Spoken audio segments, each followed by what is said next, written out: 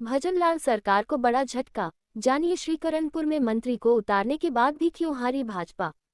राजस्थान की भाजपा सरकार को सत्ता में आने के साथ ही पहला बड़ा झटका करणपुर विधानसभा सीट पर हार के रूप में मिला है। सरकार के कृषि मंत्री सुरेंद्र पाल सिंह टीटी चुनाव हार गए हैं। विधानसभा चुनाव हराकर कांग्रेस को राजस्थान की सत्ता से बेदखल करने वाली जनता ने पहले ही उपचुनाव में सत्ताधारी दल भाजपा को हरा दिया। इतना ही नहीं, चुनाव से पहले ही मंत्री बना दिए गए प्रत्याशी को हराकर जनता ने ये बता दिया कि राजस्थान का सियासी मिजाज कुछ अलग है। कांग्रेस के नेता गुरमीत सिंह कुन्न के निधन के बाद श्रीकरणपुर विधानसभा में उपचुनाव हुए। यहां कांग्रेस ने गुरदीप कुन्न के पुत्र रूपिंदर सिंह कुन्न को प्रत्याशी बनाया था। वहीं चुनाव में मतदान से पहले ही भाजपा ने यहां अपने प्रत्याशी सुरेंद्र पाल टीटी को राजस्थान की सरकार में स्वतंत्र प्रभार मंत्री का चार्ज दे दिया था।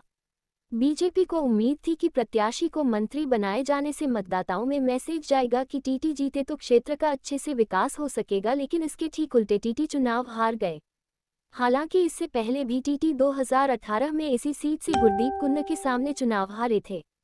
तब भी वे तत्कालीन वसुंधरा सरकार में स्किल डेवलपमेंट मंत्री थे। हालांकि भाजपा विकास के मुद्दे को लेकर इस चुनाव में उतरी थी।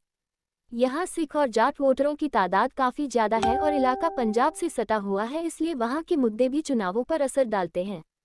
हालांकि यह ऐसा नहीं है कि टीटी मंत्री बनने के चलते चुनाव हारे। मंत्री बनाए जाने से तो उनके हार का मार्जिन कम ही हुआ है। यदि उन्हें मंत्री नहीं बनाया जाता तो शायद हार का अंतर और ज्यादा होता। हार और जीत के बड़े कारण किसान आंदोलन। भौगोलिक रूप से वैसे तो यह इलाका राजस्थान में आता है, लेकिन यहाँ का रहन सहन और रीति रिवाज पूरी तरह पंजाबी हैं। यानी वहाँ के मुद्दे यहाँ सीधे असर डालते हैं। किसान आंदोलन को लेकर यहाँ सरदारों के साथ सेंटिमेंट जुड़े हुए थे जो बीजेपी के खिलाफ थे। दाइमा का बयान। विधानसभा चुनावों के दौरान अलवर में बीजेपी नेता संदीप दाइमा का विवादित बयान भी इस हार के लिए बड़ी वजह है। उन्होंने तिजारा में हुई सभा के दौरान मस्जिद और गुरुद्वारों को तोड़ने की बात कह दी थी।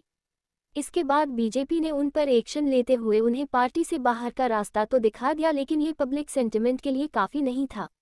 आप प्रत्याशी का कांग्रेस को समर्थन। इस सीट पर आम आदमी पार्टी के प्रत्याशी पृथुपाल सिंह का कांग्रेस के पक्ष में चला जाना भाजपा को भारी पड़ा। यहां मुकाबला टीटी कुन्न और पृथुपाल सिंह के बीच था, लेकिन इन मौके पर पृथुपाल सिंह ने चुनाव से हाथ खींच लिए और उनके वोट कांग्रेस की तरफ चले गए। सहानुभूति फैक्टर। कांग्रेस को यहां ग्रामीण क्षेत्रों से काफी वोट मिले हैं।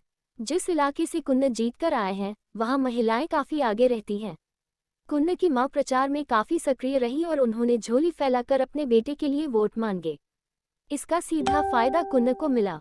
बड़े चेहरे की कमी। पूरे उपचुनाव में भाजपा के पास यहां प्रचार करने के लिए कोई बड़ा चेहरा नहीं था।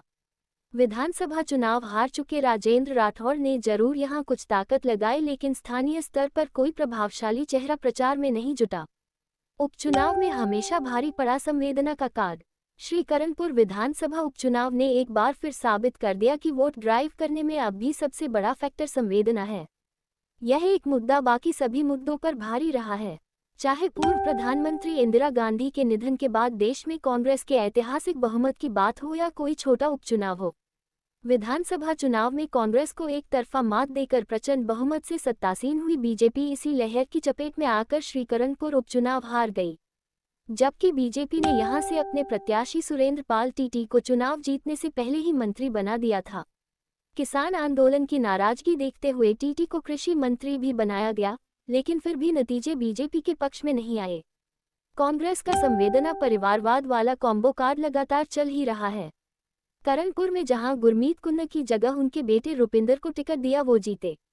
वहीं पिछली गहलोत सरकार में सुजानगढ़ में मास्टर भंवरलाल मेघवाल के बेटे मनोज मेघवाल, वल्लभनगर से गजेंद्र शक्तावत की पत्नी प्रीति शक्तावत, सहारा से कैलाश त्रिवेदी की पत्नी गायत्री त्रिवेदी और सरदार शहर से भंवरलाल शर्मा के बेटे अनिल शर्मा और बीजेपी में राजसमंद से किरण माहेश्वरी की बेटी दीप्ति किरण माहेश्वरी उपचुनाव में अपनी सीटें निकाल कर लाए।